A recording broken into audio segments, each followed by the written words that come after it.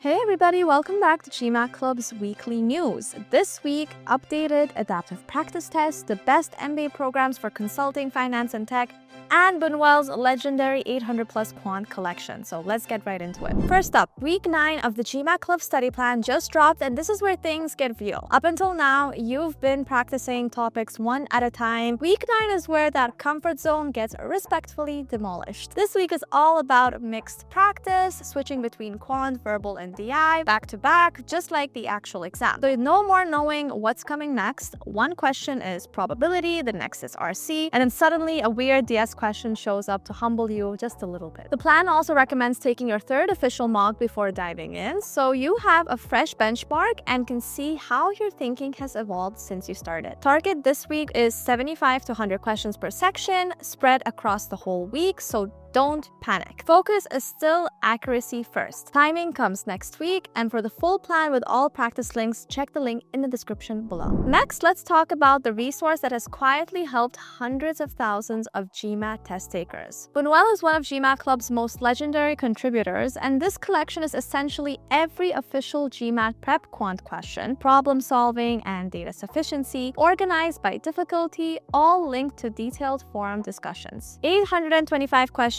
DS Part 1, DS Part 2, PS Part 1, and PS Part 2, plus a bonus set of 67 questions that have never been posted on GMAT Club before. If you're in the mixed practice phase right now, which if you're following the week 9 plan, you are, this is exactly what you should be drilling. Sub 600, 600 to 700, and 700 plus, all organized and ready to go. Link is in the description below. Make sure that you bookmark it. Now, this is something a lot of you will want to know about. GMAT Club just published a detailed breakdown of how their adaptive practice tests work and what's been updated. Here's what most people don't realize. Your practice test score is not just a count of how many questions you got right.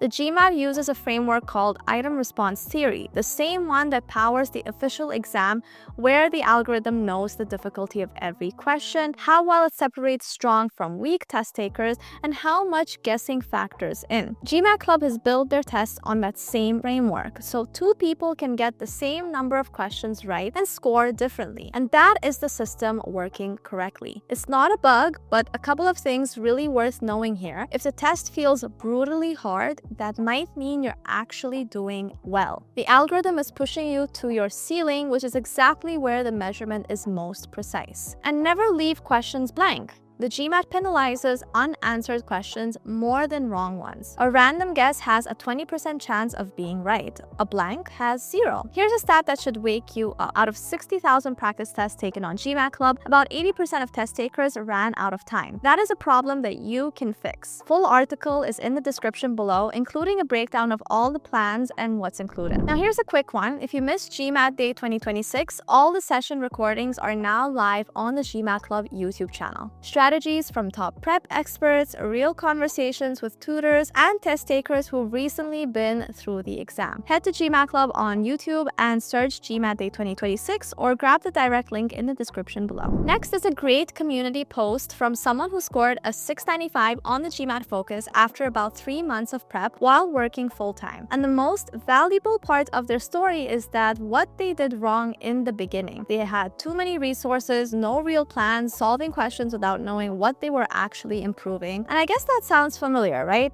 Well, their advice is if you're starting over, don't chase the score in the first 2 weeks. Just get familiar with the format. Start tracking mistakes from day 1, like 4 buckets is concept, logic, careless, and timing. Keep your resources tight, official material, GMAT Club explanations, official mocks, and that's it. And don't skip the phases. There's foundation, then build, and then optimize. Jumping ahead just creates confusion. The line that stuck with me is that GMAT is not about doing more, it's about doing the right things in the right order. Full post is linked in the description below. Okay, now this one is genuinely crazy. One of the top experts who scored 775 on the GMAT Focus wrote a complete guide on how to approach data sufficiency. He starts with a point that reframes everything, how DS moved from Quant into the DI section, but it's actually one of the most predictable question types on the exam. Structure practice genuinely pays off here, and he walks through the ADBCE elimination framework, why you always test statements independently, suddenly and the trap of jumping straight to C or E without doing the work properly. And then there's an analogy about Thomas Andrews and the Titanic. So yes, really it perfectly captured what DS is actually asking you to do. So I won't spoil it, just read it. The link is mentioned in the description below. Now let's shift gear to MBA admissions. If you're targeting round 1 this fall, now is exactly the right time to get structured. GMAT Club's MBA Decoder just published a month-by-month roadmap covering the entire application year from test prep and business school research all the way through round 1 decisions in November and December. Right now in May, you should be finalizing your testing, attending info sessions, deepening your school research, and starting to brainstorm essay stories. There's a full visual timeline that maps every activity across the year. You'll find the image and the interactive version both linked in the description below. Now, for one of the most requested topics, which MBA programs actually deliver for the careers you're targeting, GMAT Club just put together a detailed breakdown of the best MBA programs for consulting, finance, and tech, pulling from the latest employment reports. A few quick highlights: Wharton leads in finance, Kellogg tops the consulting placements among M7 schools, Haas and Stanford dominate in tech, and ISB is the breakout story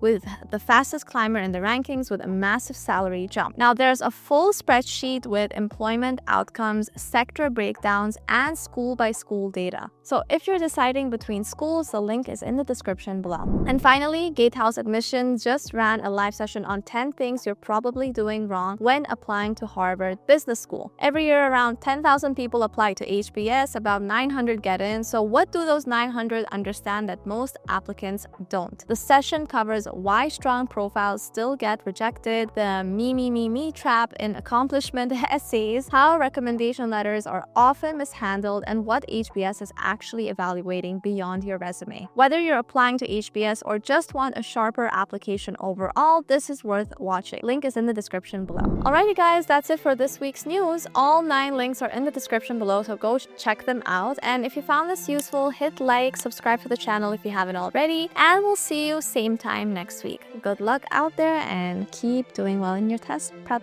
Bye!